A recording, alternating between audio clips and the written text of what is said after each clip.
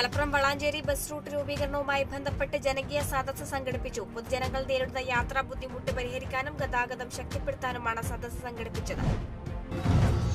ആലപ്പുഴ തലവടി സ്വദേശി doctor Johnson V ഇടിക്കുളയ്ക്ക് രാജ്യാന്തര സേവന പുരസ്കാരം. കൊൽക്കത്ത മിഷണറീസ് ഓഫ് ചാരിറ്റി ആസ്ഥാനത്തായിരുന്നു ചടങ്ങ്. International charity services award chairperson Wildani Cupidon പുരസ്കാരം സമ്മാനിച്ചു.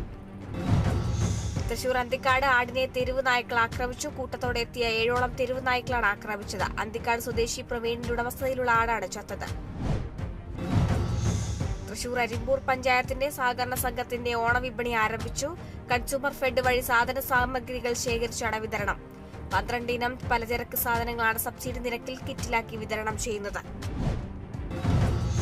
തൃശൂർ ഗുരുവായൂർ ദേവസ്വത്തിന്റെ വിവിധ പദ്ധതികളുടെ ഉദ്ഘാടനം മന്ത്രി ശ്രീ VN വാസവൻ നിർവഹിച്ചു. ഗുരുവായൂരിന്റെ പശ്ചാത്തല വികസന പദ്ധതികൾ സമയബന്ധിതമായി പൂർത്തിയാക്കണമെന്നും മന്ത്രി